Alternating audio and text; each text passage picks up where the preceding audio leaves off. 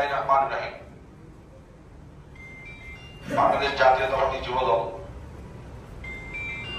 Kalakanda union শাখা ৪ নং word Jubodal কর্তৃক আজকের এই আলোচনা সভায় যোগদান কর্মসূচিতে উপস্থিত আছেন রূপগঞ্জ থানা যুবদলের আহ্বায়ক কমিটির সংগ্রামী সদস্য জনাব খোরশেদ আলম, উপস্থিত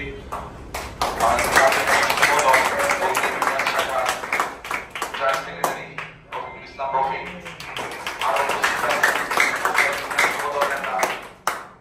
বিলাল মুন্সি, আমাদের মাঝে আরো উপস্থিত আছেন জনাব আওয়াজ হোসেন, সদস্য মুস্তফা, আমাদের মাঝে আরো উপস্থিত আছেন কলাকান্দা ইউনিয়ন যুবদলের সহ কৃষি বিষয়ক সম্পাদক এবং ১ নং ওয়ার্ড যুবদলের ফার্স্ট জয়েন্ট সেক্রেটারি জনাব আবু হানিফ, কলাকান্দা ইউনিয়ন যুবদলের বিপ্লবী নেতা ১ নং ওয়ার্ডের দপ্তর সম্পাদক নাজমুল হোসেন সহ থানা যুবদলের পক্ষ থেকে জানাই আন্তরিক শুভেচ্ছা ও অভিনন্দন। উপস্থিতি, আপনারা জানেন ৫ই আগস্টের আগে আমরা কেমন ছিলাম। ৫ই আগস্টের আগে কিন্তু আমরা একটা জেলখানায় ছিলাম, বিগত ১৭ বছর যাবত আমরা একটা জেলখানায় ছিলাম।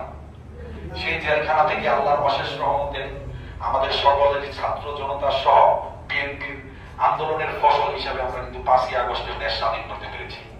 আমরা হয়তো ৫২ ভাষা আন্দোলন এখানে যারা আছি দেখি নাই, ৭১-এর মুক্তিযুদ্ধও দেখি নাই, আমরা কিন্তু ২০২৪ সালের যুদ্ধ দেখেছি, আমরা দেশ স্বাধীন দেখেছি, আমরা স্বৈরাচার পতন কিভাবে হয় আমরা দেখেছি। আপনাদের কাছে আমি আমার একটা জোর দাবি, আমাদের নেতা জনাব মুস্তাফিজুর রহমান দিপু ভাইয়ের একদম স্পষ্ট বার্তা, আমাদের নেতা জনাব তারেক রহমানের বার্তা, একটা বার্তাই আমাদের যেন আমাদের মাঝে যেন কোনো আওয়ামী লীগের দোষর যেন কোনো সুযোগ না পায়। আপনারা যারা নির্যাতিত, যারা নিপীড়িত, আপনারা অতীত খেয়াল করে দেখেন আওয়ামী লীগের অত্যাচার কিরকম পর্যায়ে ছিল, যে অত্যাচারের কারণে কিন্তু আজকে ৫ই আগস্ট। শুধু তাদের এই অত্যাচারের ফসল এমন যেন না হয়, তাদেরকে আমরা আবার সুযোগ দিয়ে তারা আবার যেন এই আওয়ামী লীগের প্রেতাত্মা হিসেবে আমাদের মধ্যে থেকে কাজ করে আমার দেশের মধ্যে একটা গন্ডগোল তৈরি করে তারা যেন আবার সুযোগ দেয়, এই সুযোগটা দেওয়া যাবে না। আপনি মনে রাখবেন একটা জিনিস, আপনারা যারা আছেন দলের মধ্যে যদি দুষ্ট ১০টা গরু থাকে, ভালো একটা গরু থাকে, একটাই যথেষ্ট, একটাই যথেষ্ট।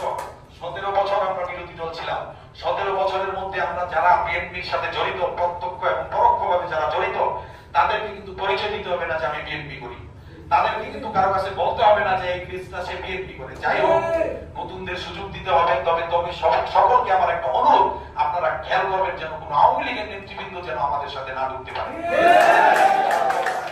আমাদের কিন্তু তারা কোনো ছাড় দেয়নি, দিবেও না। যাই হোক, এই স্বৈরাচার পতন উপলক্ষে আমরা কিন্তু অনেক কর্মসূচি করেছি, সামনে আরো অনেক কর্মসূচি আছে। সামনে আমাদের বিজয় দিবস, এই বিজয় দিবসের সকলে একটা প্রস্তুতি নিবা। এখানে ফয়সাল, তারপরে জাকির হোসেন আছে, তাদেরকে আমি ধন্যবাদ জানাই সুন্দর একটা পরিবেশ করার জন্য। তাদের নেতৃত্বে তোমরা সকলে ঐক্যবদ্ধ থেকে তোমরা যুবদলটা শক্তিশালী করবে। আমাদের রূপগঞ্জের জননন্দিত নেতা আগামী সাংসদ জনাব মুস্তাফিজুর রহমান ভূঁইয়া দিপু ভাইয়ের হাতকেও শক্তিশালী করতে হবে। সামনে নির্বাচনকে কেন্দ্র করে আমাদের কিন্তু মানুষের কাছে যেতে হবে, মানুষের মন জয় করতে হবে। সাধারণ ভোটার যেন আমাদের দিপু ভাইকে নির্বাচিত করবে। আপনারা জানেন উনি গাউসিয়া কর্পোরেশনের চেয়ারম্যান, ওনার বাবা এই প্রতিষ্ঠানের প্রতিষ্ঠাতা, ওনাকে আল্লাহ যথেষ্ট দিয়েছে, আল্লাহ ওনাকে কোনো কিছু কমতি রাখে নাই। আপনারা যদি চান অবশ্যই আবার ইনশাল্লাহ এই রূপগঞ্জের সংসদ সদস্য হবে। আবার এমনও হতে পারে আল্লাহর অশেষ রহমতে আমাদের মন্ত্রিত্ব উপহার দিতে। আমি বক্তব্য দীর্ঘায়িত করবো না, আমার একটা কাজ আছে, আমার একটা মিটিং আছে, একটা লোক আসবে আমার সাথে কথা বলার জন্য। আমি ফয়সালকে এবং জাকিরকে আন্তরিকভাবে শুভেচ্ছা অভিনন্দন জানাই এত সুন্দর একটা পরিবেশ করার জন্য। তোমরা সংগঠনটা ভালোভাবে করবে, কারণ সংগঠন করতে গেলে একটা মানুষ কখনো 10টা মানুষের কাছে ভালো হতে পারে না, একটা মানুষ অবশ্যই 10টা মানুষের কাছে ভালো হতে পারে না। তেমনি আপনাকে যখন এখন আমার সাথে নেতৃত্ব দেওয়ার জন্য, আমার নেতৃত্বে যেহেতু কাজ করার জন্য তোমরা সিদ্ধান্ত নিছ, তোমাদের পিছনে অনেকে অনেক কথা বলবে, এটাই রাজনীতির নিয়ম। তুমি আলোচনায় আসবা, আলোচনার মধ্যে অনেকে অনেক কথা বলে তোমাকে বলবে যে তুমি আমার সাথে আসো, মুখের সাথে যেও না, আওয়ামী লীগের সাথে যাওয়া না, এরকম এটাই রাজনীতির মূল কি। এটা তোমরা যদি ঠিক রাখো, কারণ রাজনীতিতে আমি যতটুকু শিক্ষা পেয়েছি, যার সাথে রাজনীতি করবা যে কোনো একজনের সাথে করবা।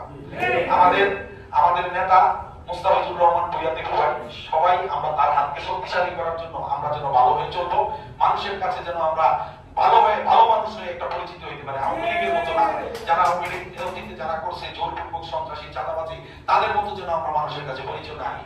সকলকে ধন্যবাদ জানিয়ে আমি আবারও জাকিরকে এবং ফয়সালকে ধন্যবাদ জানিয়ে আমার বক্তব্য এখানে শেষ করছি। বাংলাদেশ জিন্দাবাদ, বাংলাদেশ জাতীয়তাবাদী